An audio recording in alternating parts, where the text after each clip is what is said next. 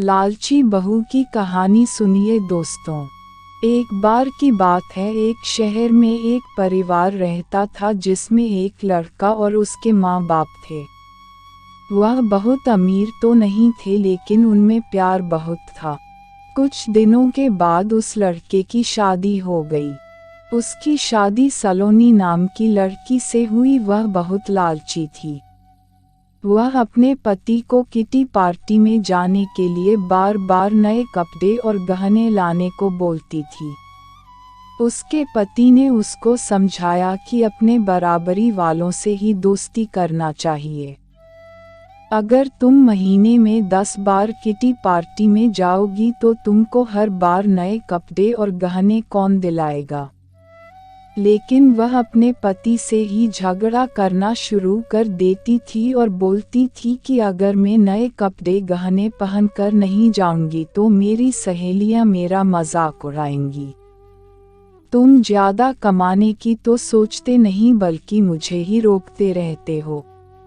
इसके बाद वह अपनी सास के पास गई और बोली, माँ जी आप मुझे अपने गहने दे दीजिए, मुझे किटी पार्टी में पहन कर जाना है।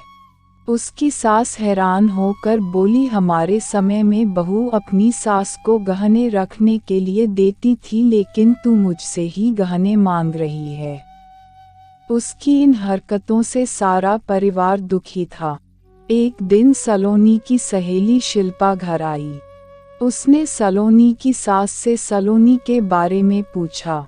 उनने बताया कि सलोनी पार्टी में गई है। शिल्पा ने सलोनी की सास से पूछा, आप इतनी दुखी क्यों दिख रही है।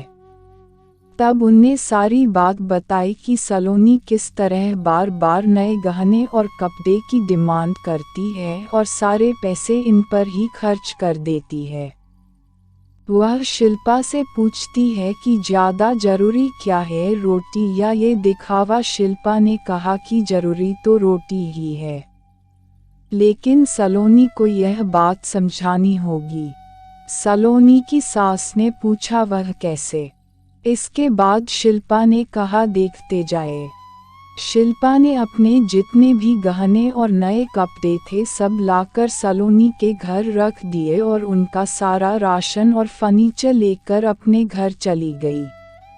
जब सलोनी घर आई तो अपने अलमारी में नए गहने और कपड़े देखकर बहुत खुश हुई।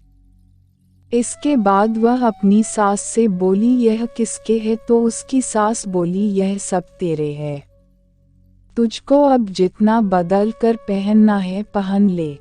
सलोनी उनमें से नए कपड़े और गहने पहनकर घर में घूमने लगी। कुछ देर के बाद वह जब रसोई में गई तो उसने देखा कि घर का सारा राशन गायब था। राशन के डिब्बों में गहने थे। वह अपनी सास से बोली, यह क्या है, घर का सारा राशन और फर्नीचर कहाँ गया। उसकी सास बोली, वह सब बेचकर ही तेरे लिए नए गहने और कपड़े लेकर आए हैं।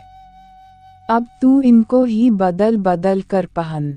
सलोनी बोली, लेकिन गहनों से पेट थोड़ी भरेगा, खाना तो खाना ही पड़ेगा। तभी सलोनी की सहेली शिल्पा भी आ गई। उसने कहा, जब पहले तुम्हारी सास ने तुमको समझाया तब तुम नहीं मानी, इसलिए हमने यह सब किया। अगर तुमको लगता है कि तुम्हारा पति पर्याप्त नहीं कमाता तो तुम खुद नौकरी क्यों नहीं करती। तुमको इन फालतू के दिखावे से बचकर अपने घर पर ध्यान देना चाहिए। अब सलोनी को अपनी गलती का एहसास हो चुका था। सीख, हमें फिजूल खर्ची से बचकर जरूरी चीज़ों पर ध्यान देना चाहिए। प्लीज़ कहानी अच्छी लगी हो तो सब्सक्राइब कर देना।